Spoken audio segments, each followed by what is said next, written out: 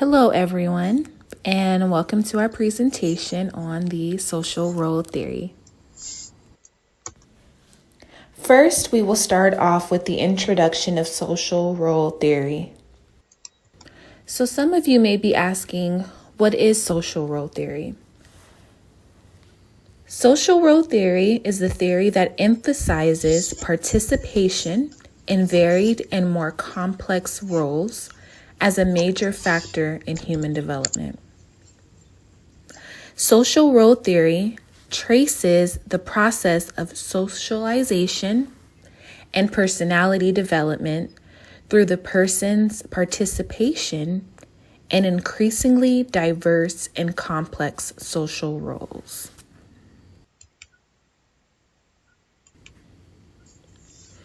In regards to the social role theory, there are actually 3 elements that are linked to the social role theory. Role enactment.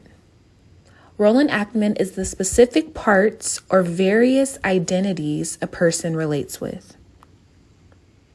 Role expectation. Those are the scripts or shared expectations for behavior that are linked to each part. Reciprocal roles. Those are the roles we adopt in response to the role of the opposite individual.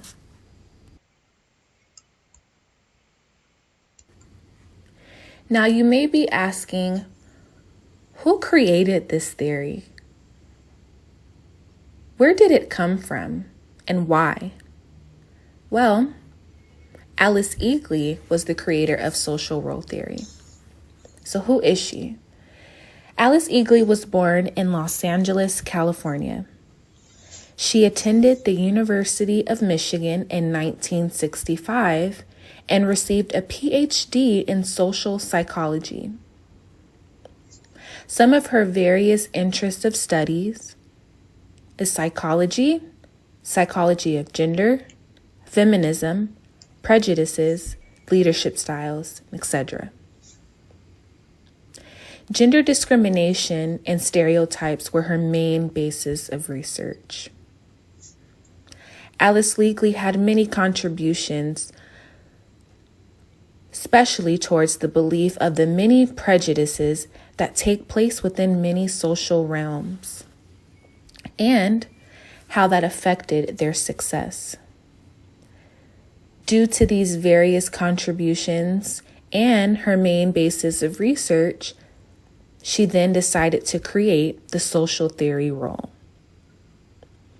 Now, the social theory role mainly focuses on upward mobility and the roles that women play in society. Alice Eagly is also an author of various books and journals, and currently she is a psychology professor at Northwestern University.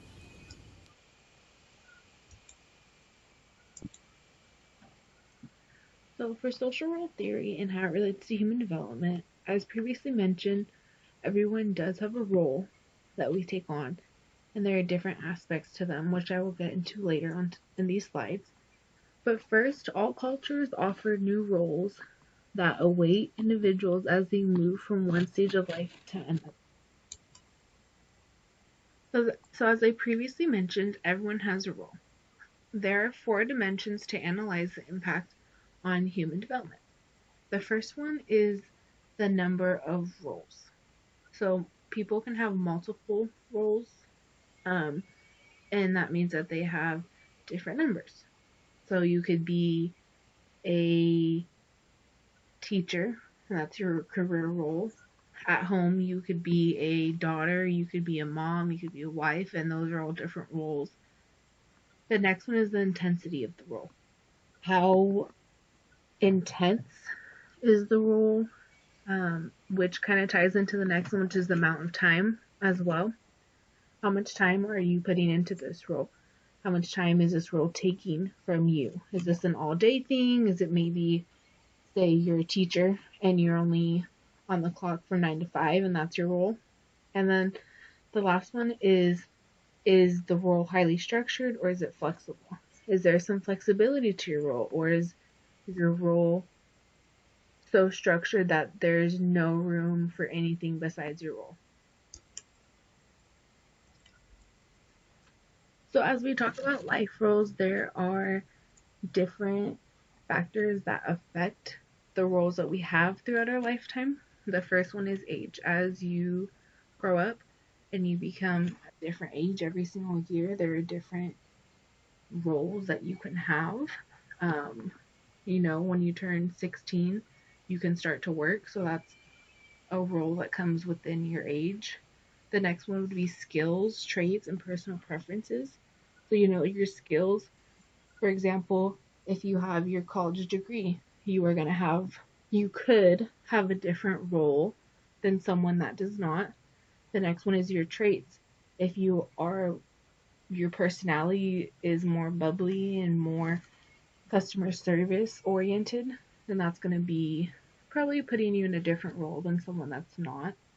And then your personal preference. What is it that you like to do? The next one is families. So this is more so on your family dynamic. So for example, if you have an older brother or a sister, and then when you're born, you're automatically going to be a sister or brother because you have older siblings.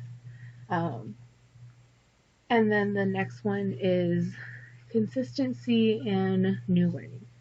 So over time, we can keep the roles that we have with that consistency, or we learn new things and we get new roles. So the last section is talking about social identity. This is the aspect of the self-concept that is based on the membership in a group or groups and on the importance and emotional salience of that membership. So the first example is personal relationships. And these are the relationships that we make, being a friend, if you are becoming a partner. The next one would be religious. So you can definitely have religious roles depending on where you practice your religious ideas. And then the next one is political. Definitely there are roles that you can have as a political leader or whatever you do politically. And then the last one is stigmatized groups. So this is the homeless, unemployed, and poor. These are all groups that are stigmatized and your identity may be associated with it. So, how is social theory used in classrooms and schools? One way is having a teacher-directed class. In this form of classroom, the teacher's role is to be responsible for student learning while students listen. Another way is a teacher-guided class. In this type of classroom, the teacher and students share the role of responsibility. Lastly, in a student-centered class, the students take the lead and the teacher acts as a consultant. In this situation, teachers often shift their role of instructor to the role of facilitator, and students shift their role to a more active role in their learning. There are also different roles students can take in schools. In some schools, if a student has a certain age and demonstrates skills or traits, they allow other roles beside the student role. For example, the elementary school pictured on your right allowed children to take another role such as a crossing guard. Families, organizations, and communities can determine what role positions are available for each age group. As children get older, their roles change. Students' involvement in personal relationships and social groups in school contribute to the formation of their social identity.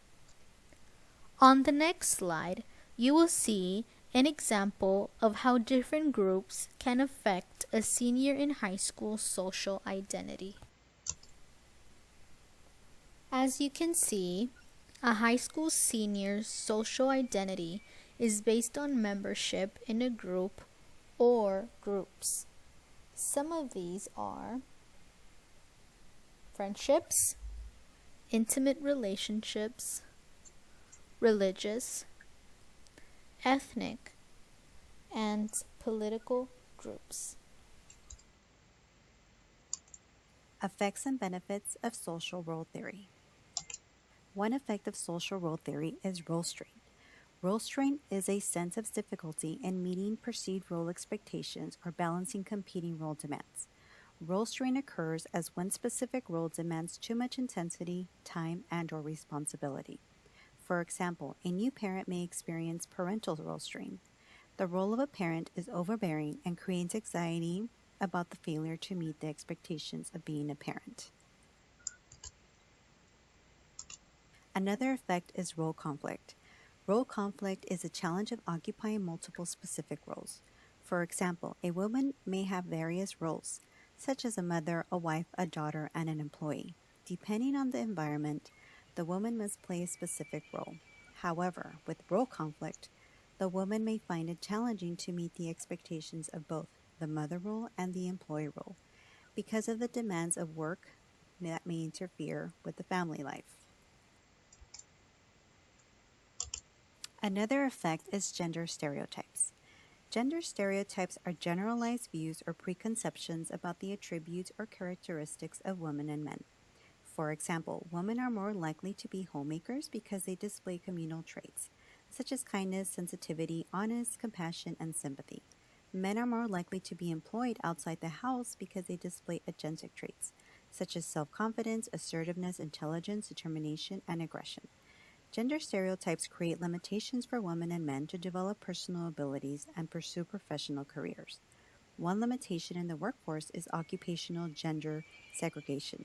For example, women are more likely to occupy caretaking and nurturing roles, such as caring for children or the elderly, whereas men are more likely to occupy roles associated with authority and power, such as taking on leadership positions. According to a study with 1,918 participants from 10 nations systematically differing in gender inequality, the study showed that the participants selected attorney, CEO, judge, police officer, politician, rescue service worker, and soldier as being a male-dominated occupation that is associated more strongly with agentic traits. Geriatric aide, nurse, nursery teacher, secretary, and therapist are considered a male-dominated occupation that is associated more strongly with communal traits. A benefit of social role theory is the societal changes towards more gender equality. In the last decade, there has been an awareness of gender equality.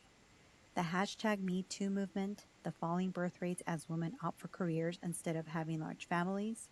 Also, binary gender faces challenges as the two primary sex categories of male and female are accommodating multiple gender and sexual identities.